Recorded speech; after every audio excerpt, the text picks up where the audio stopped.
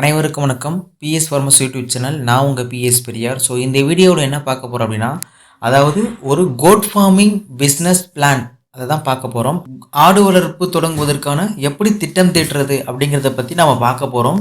So ஏன்னா அந்த plan அப்படிங்கிறது ரொம்ப ரொம்ப முக்கியம். ஒரு பிஸ்னஸ்க்குள்ளே நம்ம என்டர் ஆகிறோம் அப்படின்னா, அது புதிய பிஸ்னஸ் அது நம்மளுக்கு புதுசாக இருந்தாலும் சரி, இல்லை நம்மளுக்கு ஆல்ரெடி ஃபெமிலியரான பிஸ்னஸாக பழகப்பட்ட பிஸ்னஸாக இருந்தாலும் சரி. ஆனால் நம்ம ஸ்டார்ட் அப்பாக ஒரு பிஸ்னஸை ஸ்டார்ட் பண்ணுறோமா, அதை பற்றி நம்ம வந்துட்டு பார்த்திங்கன்னா ஒரு ஒரு புரிதல் வந்துட்டு நமக்கு இருக்கணும், ஒரு பிளானிங் இருக்கணும். பிளானிங் இல்லாமல் இருந்தோம் அப்படின்னா கண்டிப்பாக அந்த பிஸ்னஸ் அப்படிங்கிறது நம்மளுக்கு வந்துட்டு பார்த்திங்கன்னா லாஸை நோக்கி போயிடும். ஸோ அதனால் முதல்ல வந்துட்டு ப்ரீ பிளான் பண்ணி எல்லாத்தையும் கரெக்டாக பிளான் பண்ணி பண்ணணும். ஒரு ஆடு வளர்ப்பு பிஸ்னஸை நீங்கள் ஸ்டார்ட் பண்ணுறதுக்கு முன்னாடி என்னென்ன சில விஷயங்கள் பண்ணணும் அப்படின்னு கேட்டிங்க அப்படின்னா, ஃபஸ்ட்டு பார்த்தீங்கன்னா எக்ஸிக்யூட்டிவ் சம்மரின்னு சொல்லுவோம். அதாவது செயற்திட்ட சுருக்கம். நீங்கள் என்ன பண்ண போகிறீங்களோ அதை ஒரு சுருக்கமாக வந்துட்டு நான் ஒரு சுருக்கமாக ஒரு 4-5 பாயிண்டில் வந்துட்டு சொல்லணும். ஃபார் எக்ஸாம்பிள், உங்கள் வியாபாரத்துக்குன்னு ஒரு தனியான பெயர் இருக்கணும். அதாவது உங்கள் பண்ணைக்குன்னு தனி பெயர் இருக்கணும், நேம் இருக்கணும், பிராண்ட் இருக்கணும். ஓகேங்களா? அடுத்தது, ஒரு நல்ல இடம். அதாவது அது கிராமப்புறங்களாக இருந்தாலும் சரி, இல்லை நகர்ப்புறமாக இருந்தாலும் சரி, இல்லை மாவட்ட வகையில் உள்ள ஏதோ உள்ள ரூரல் ஏரியாவில் இருந்தாலும் சரி. ஓகேங்களா? பட் ஆனால் அதுக்குன்னு தனியான ஒரு இடம் இருக்கணும், குறிப்பிட்ட இடம். அதேமாதிரி பார்த்தீங்கன்னா வியாபார வகைகள். நீங்கள் எதை வந்துட்டு வியாபாரம் பண்ண போகிறீங்க? இப்போது நீங்கள் ஆடு வளர்க்குறீங்க, சரி. ஆடில் எதை ஃபோக்கஸ் பண்ணி வியாபாரம் பண்ண போகிறீங்க? ஆடில் ஆட்டுப்பாலை ஃபோக்கஸ் பண்ணி வியாபாரம் பண்ணுவாங்க ஒரு சிலவங்க. ஆட்டோடைய கழிவுகளை ஃபோக்கஸ் பண்ணி ஒரு சிலவங்க வியாபாரம் பண்ணுவாங்க. ஆட்டோட குட்டிகளை மட்டுமே உற்பத்தி பண்ணி சேல் பண்ணுறவங்க இருக்காங்க. கிடா ஆடுகளை மட்டுமே வந்துட்டு வளர்த்து விற்கிறவங்க இருக்காங்க. ஆடுகளே மீட்டை மட்டுமே வளர்த்து விற்கிறவங்க இருக்காங்க. அந்த மாதிரி உங்களுடைய பண்ணை எதை நீங்கள் ஃபோக்கஸ் பண்ணி வளர்க்க போகிறீங்க அப்படிங்கிறது ஒரு மேட்டர் இருக்குது. நீங்கள் இறைச்சி பர்பஸ்க்காக ஃபோக்கஸ் பண்ணி வளர்க்குறீங்க அப்படின்னா இறைச்சி பர்பஸ்க்காக, ஏன்னா இதை பொறுத்து தான் உங்களுடைய பண்ணைகளில் நீங்கள் செய்யக்கூடிய வேலைகள் அப்படிங்கிறது இருக்கும். ஓகேங்களா? ஒரு சிலவங்க பாலுக்காக வந்துட்டு விற்பனை பண்ணுவாங்க. ஓகேங்களா? ஸோ அந்த மாதிரி வியாபார வகை, நீங்கள் எதை வந்துட்டு வியாபாரம் பண்ண போகிறீங்க அப்படிங்கிறது ஒரு கிளியர் கட்டான ஒரு மைண்ட் செட்டுக்கு நீங்கள் வந்துட்டு வரணும். அடுத்தது நோக்கம். இப்போது உங்களுடைய பண்ணைக்கான ஒரு எய்ம். இப்போ நீங்கள் ஒரு கோல் வச்சுருப்பீங்க. இப்போ ஃபார் எக்ஸாம்பிள், என்னுடைய ஆடு வந்துட்டு பார்த்தீங்கன்னா நல்ல ஆடுகளை வளர்த்து நல்ல வருமானம் ஈட்டுவது என்னுடைய கோல். அப்போ வருமானம் அப்படிங்கிறது உங்களுடைய கோல். ஓகேங்களா? அடுத்து, இப்போ இயற்கை முறையில் வளர்க்கப்பட்ட ஆடோடைய மீட்டை நான் மக்களுக்கு கொடுக்கணும். அதுவும் கசாப்பு கடைக்கு கொடுக்காம நான் வந்துட்டு எங்களுடைய சரௌண்டிங்கில் இருக்கக்கூடிய மக்களுக்கே இயல்பான மக்களுக்கு கொடுக்கணும் அப்படிங்கிறது ஒரு கோல். ஓகேங்களா? ஸோ இந்த மாதிரி ஒவ்வொரு கோலும் நீங்கள் உங்களுடைய பண்ணை எந்த நோக்கத்துக்காக நீங்கள் பண்ணையை ஆரம்பிக்கிறீங்க அப்படிங்கிறது இருக்கணும். வருமான நோக்கத்திற்காக ஆரம்பிக்கிறீங்களா, இல்லை நல்ல சேவை மனப்பான்மையோடு ஆரம்பிக்கிறீங்களா, இல்லை ஒரு பிஸ்னஸ் ரிலேட்டடாக வணிக ரீதியாக நீங்கள் ஆரம்பிக்கிறீங்களா? ஸோ அந்த மாதிரி ஒரு கோல் இருக்கணும். ஓகேங்களா? இப்போ நான் மேலே சொன்ன இந்த 4 பாயிண்ட்டை பார்த்தீங்கன்னா நீங்கள் மைண்டில் வச்சுக்கோங்க. இதுதான் ஒரு நீங்கள் பிஸ்னஸ் ஸ்டார்ட் பண்ணுறதுக்குன்னு ஒரு சுருக்கமான எக்ஸிக்யூட்டிவ் சம்மரி. ஓகேங்களா?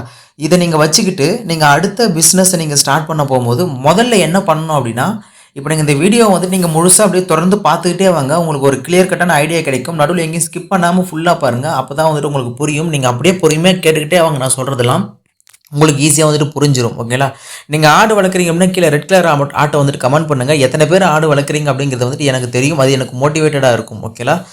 ஓகே, இப்போது இது எல்லாமே எக்ஸிக்யூட்டிவ் சம்மரி எடுத்தாச்சு. இப்போ அடுத்தது, இப்போது மார்க்கெட்டை நம்ம கன்சல்ட் பண்ணணும். அதாவது சந்தையை ஆராயணும். இப்போது நீங்கள் ஆடு வளர்ப்பு பிஸ்னஸஸ் சூஸ் பண்ணிட்டீங்க. இது சந்தைக்கு தேவையா அப்படின்னு சொல்லிட்டு சந்தையில் எந்தெந்த இடத்துல நீங்கள் இதை மார்க்கெட் பண்ண முடியும் அப்படிங்கிறது நீங்கள் ஒரு சர்வே பண்ணணும். ஃபார் எக்ஸாம்பிள், இப்போது ஆட்டோட இறைச்சி, ஆட்டோடைய பால், இது ரெண்டும் நம்மளுடைய கன்சர்னாக இருக்குது அப்படின்னா இது எந்த இடத்துல தேவை அதிகமாக இருக்குது அப்படிங்கிறத ஒரு சர்வே எடுக்கணும். ஃபார் எக்ஸாம்பிள், இப்போது மாஸ் கடைகள். ஓகேங்களா? உங்கள் சரௌண்டிங்கில் இருக்கிற பெரிய பெரிய கடைகள், பெரிய பெரிய ஹோட்டல்கள், பெரிய பெரிய பால் வணிகங்கள், ஸோ இந்த மாதிரி இருக்கக்கூடிய பெரிய பெரிய பால் நிறுவனங்கள், அதேமாரி பார்த்தீங்கன்னா அப்புறம் நார்மலாக அப்புறம் பொதுமக்கள். ஓகேங்களா? ஸோ இவங்க எல்லாருமே பார்த்தீங்கன்னா நம்மளுடைய கிளைண்ட்ஸ். ஓகேங்களா?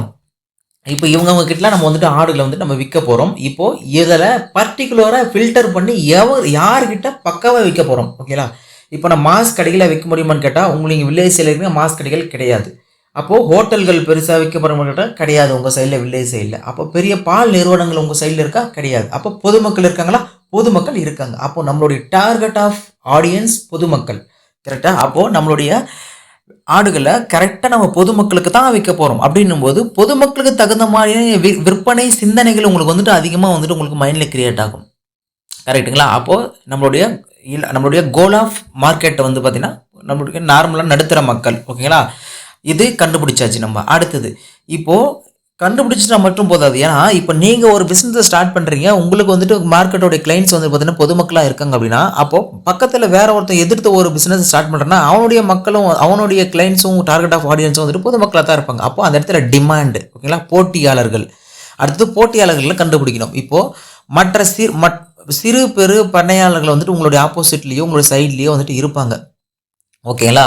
அவங்க தான் உங்களுடைய வந்துட்டு டிமாண்டர், அதாவது போட்டியாளர்கள். அப்போது உங்களை சுற்றி வந்துட்டு ஒரு 200 பேர் இருக்காங்க அப்படின்னா அந்த பொதுமக்கள், அந்த 200 பொதுமக்களில் வந்து பார்த்தீங்கன்னா உங்களுக்கு ஆப்போசிட்டில் இருக்கிறவங்ககிட்டே வந்துட்டு பார்த்தீங்கன்னா 80 பேர் வந்துட்டு போய் வாங்குறாங்க, உங்ககிட்ட ஒரு 10 பேர் வாங்குறாங்க அப்படின்னா அந்த 80 பேரை பீட் பண்ணி உங்ககிட்ட வந்துட்டு அந்த ஆளுகளை வந்துட்டு வாங்குறதுக்கு நீங்கள் என்ன பண்ணணும் அப்படிங்கிறதுக்கு பேர் தான் வந்துட்டு ஸ்ட்ராட்டஜி. இந்த ஸ்ட்ராட்டஜி நீங்கள் பயன்படுத்தினா மட்டும்தான் அந்த 80 பேரும் வந்துட்டு உங்ககிட்ட வந்துட்டு வந்து இந்த ஆடுகளை வந்துட்டு வாங்குவாங்க. அப்போது அது என்ன ஸ்ட்ராட்டஜி அப்படின்னா, இப்போது ஃபார் எக்ஸாம்பிள் ஒரு உதாரணத்துக்கு சொல்கிறேன். இப்போ அவன் வந்து பார்த்தீங்கன்னா நார்மலாக வந்துட்டு ஒரு வெள்ளாடு வளர்க்குறான்னு வச்சுக்கோங்களேன். நீங்கள் அதே வெள்ளாடு அதே டைமிங்கில் அதே வந்து பார்த்தீங்கன்னா இயற்கை முறையில் இயற்கை உணவுகளால் பரிந்துரைக்கப்பட்ட வளரக்கூடிய வெள்ளாடுகள் மட்டுமே நம்முடன் உள்ளது அப்படின்னு ஒரு கோடை ஃபாலோ பண்ணி நீங்கள் வளர்க்குறீங்க அப்படின்னா எல்லாருமே உங்ககிட்ட தான் வந்துட்டு அந்த ஆடுகளை வந்து வாங்குவாங்க. ஸோ இது மார்க்கெட்டிங் ஸ்ட்ராட்டஜி. இந்த மாதிரி நிறைய ஸ்ட்ராட்டஜிஸ் இருக்குது. இதை பற்றி நான் ஆல்ரெடி வீடியோவும் போட்டிருக்கேன். இல்லை வேணும் அப்படின்னாலும் கீழே கமெண்ட்டில் கேளுங்க. மார்க்கெட்டிங் ஸ்ட்ராட்டஜியை பற்றி நான் சொல்கிறேன். உங்களுக்கு புரியணும், ஓரளவு புரியணுன்றதுக்காக இதை நான் மேலோட்டமாக சொல்லியிருக்கேன், ஓகேங்களா. இதுதான் மார்க்கெட்டிங் ஸ்ட்ராட்டஜி. இந்த மார்க்கெட்டிங் ஸ்ட்ராட்டஜி நீங்கள் பயன்படுத்தினா மட்டும்தான் மற்றவங்க கிட்ட இருக்கக்கூடிய கிளைண்ட்ஸ் வந்துட்டு உங்களுக்கு வருவாங்க, ஓகேங்களா.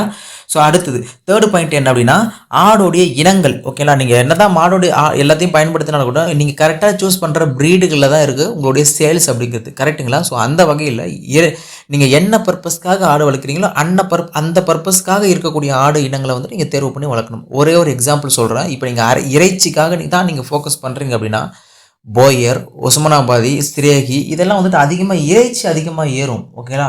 ஆனால் இதுலேயும் ஒரு ப்ராப்ளம் இருக்குது. இறைச்சி அதிகமாக ஏறினாலும் உங்கள் சைடில் சேல் ஆகுதா அதை நீங்கள் பார்க்கணும். இப்போ ஒன்றுமே பிரயோஜனம் இல்லாத ஒரு ஆடு எடுத்து வந்து நீங்கள் வளர்த்தீங்க அப்படின்னா கண்டிப்பாக உங்களுக்கு லாஸ்ன்னு ஆகும். இது யதார்த்தமாக நடுத்தர மக்களுக்கு தெரியக்கூடிய ஒரு உண்மை, ஓகேங்களா. அப்போது புரிஞ்சுக்கணும் இதை நீங்கள், ஓகேங்களா. அடுத்தது இப்போ நீங்கள் ஒருவேளை பாலுக்காக நீங்கள் வளர்க்குறீங்க அப்படின்னா இப்போ பாலுக்கான ஒரு சில ப்ரீட்ஸ் இருக்குது. சம்பேனு, ஜமுனாபாரி, அப்புறம் தலைச்சேரி, இதெல்லாம் பால் பர்பஸ் அதிகமாக இருக்கக்கூடிய ஒரு ஆட்டோட இனங்கள். இதுவும் நீங்கள் கவனிக்கணும். இந்த பால் இதில் கவனித்து இதை நீங்கள் அதே மாதிரி சர்வே பண்ணி வந்துட்டு இது மூவ் ஆகுதுன்னு சர்வே பண்ணி நீங்கள் வந்துட்டு வளர்க்கணும். அடுத்தது இரட்டை பயனுக்காக இப்போ ஃபார் எக்ஸாம்பிள் ரெண்டு குட்டியாக போடும், ஓகேங்களா. அந்த மாதிரி இருக்கக்கூடிய ஒரு ஆடை வந்துட்டு நீங்கள் சூஸ் பண்ணுறீங்க அப்படின்னா அதுக்கு பீட்டேல், மலபாரி இந்த மாதிரி நிறைய இனங்கள் வந்துட்டு இருக்குது. இதெல்லாம் வந்துட்டு 2 குட்டிகளை வந்துட்டு ஈனும். ஸோ இதெல்லாம் வந்துட்டு இந்த மாதிரி ஒவ்வொன்றும் வந்துட்டு பார்த்தீங்கன்னா நீங்கள் எந்த இனங்களை சூஸ் பண்ணுறீங்க அப்படிங்கிறத பொறுத்து வந்துட்டு எல்லாமே வந்துட்டு சேஞ்ச் ஆகும், ஓகேங்களா. இதை நீங்கள் பார்த்துக்கோங்க. அடுத்தது 4வது பாயிண்ட் என்ன அப்படின்னா ஷெட்டுக்கு போயிடலாம். இப்போ பண்ணையோட அமைப்பு, இப்போ நீங்கள் பண்ணை எப்படி வந்துட்டு நீங்கள் பிளான் பண்ண போகிறீங்க அப்படிங்கிறத பற்றி பார்ப்போம். ஃபார் எக்ஸாம்பிள் இப்போ நீங்கள் கண்டிப்பாக வந்துட்டு நிலம் அப்படிங்கிறது ஒரு 1லேருந்து 2 ஏக்கர் மினிமம் வந்துட்டு இருக்கணும். அப்போ தான் வந்துட்டு பார்த்தீங்கன்னா அட்லீஸ்ட் மேக்ஸிமம் ஒரு 100 ஆடாச்சும் நீங்கள் வந்துட்டு வளர்க்க முடியும், ஓகேங்களா. இது வந்துட்டு பார்த்தீங்கன்னா 1 ஏக்கரில் வந்து ஒரு 2 ஏக்கராக இருக்கணும், ஓகே, நிலம் இருக்கணும்.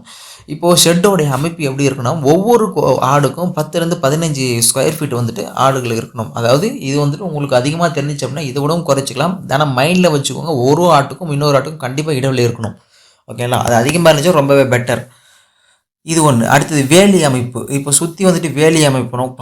பாதுகாப்பான அமைப்புக்கு நீங்கள் வந்துட்டு வேலி அமைக்கணும். ஏன்னா ஒரு ஆடு நீங்கள் திறந்து விடுறீங்க அப்படின்னா அது நாய் தாக்குதல் இல்லாமல் நீங்கள் பாதுகாக்கிறீங்க அப்படின்னா கண்டிப்பாக வேலி அப்படிங்கிறது அவசியம் தேவை. அடுத்தது 5வது பாயிண்ட் என்னன்னா உணவு திட்டம், அதாவது தீவன மேலாண்மைன்னு சொல்லுவோம். இப்போது நீங்கள் ஆடு வளர்க்குறீங்க, ரைட்டு. இந்த ஆடை எந்த மாதிரி தீவனங்கள் டிபெண்ட் பண்ணி நீங்கள் வளர்க்குறீங்க அப்படிங்கிறது ஒரு விஷயம் இருக்குது. இப்போ நீங்கள் மேய்ச்சல் முறையில் ஆடு வளர்க்குறீங்களா, தரை முறையில் ஆடு வளர்க்குறீங்களா, பரன் மேலே ஆடு வளர்க்குறீங்களா அப்படிங்கிறது இருக்குது, ஓகேங்களா.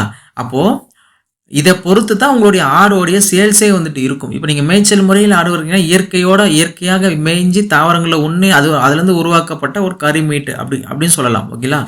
கூட்டு தீவனம் அப்படிங்கிறது வந்துட்டு கலப்பு தீவனம், ஓகேங்களா. கலப்பு தீவனத்தை வந்துட்டு பார்த்தீங்கன்னா நீங்கள் கொடுக்குறது மூலிமா வந்துட்டு ஆடுகள் இன்னமும் வந்துட்டு பார்த்தீங்கன்னா இன்க்ரீஸ் ஆகும். அடுத்து தண்ணீர், தினமும் சுத்தமான தண்ணீரை வந்துட்டு நீங்கள் கொடுக்கணும்.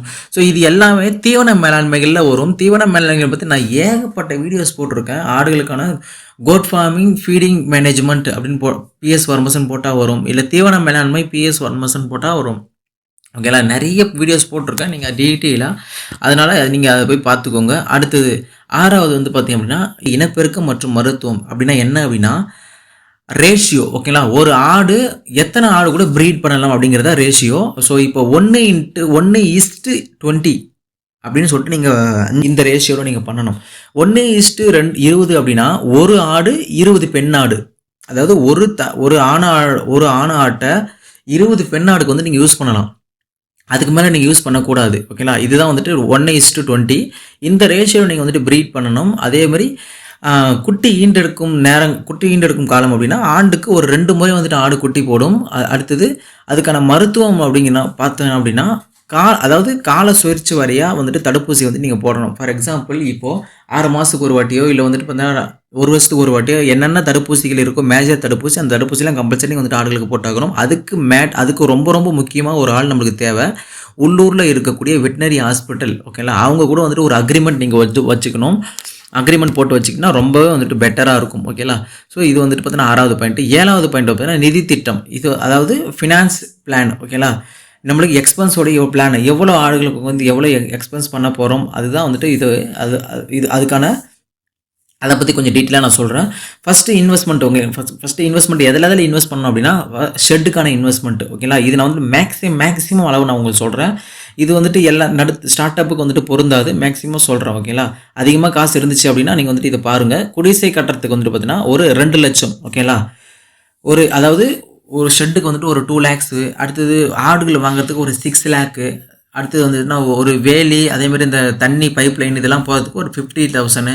அடுத்தது வந்துட்டு மொத்தம் வந்து பார்த்தீங்கன்னா ஒரு 8,50,000. ஓகே. அந்த 8,50,000 அப்படிங்கிறது தான் இருந்தால் தான் இந்த பிஸ்னஸ் ஸ்டார்ட் பண்ண முடியுமான்னு அப்படிலாம் கிடையவே கிடையாதுங்க.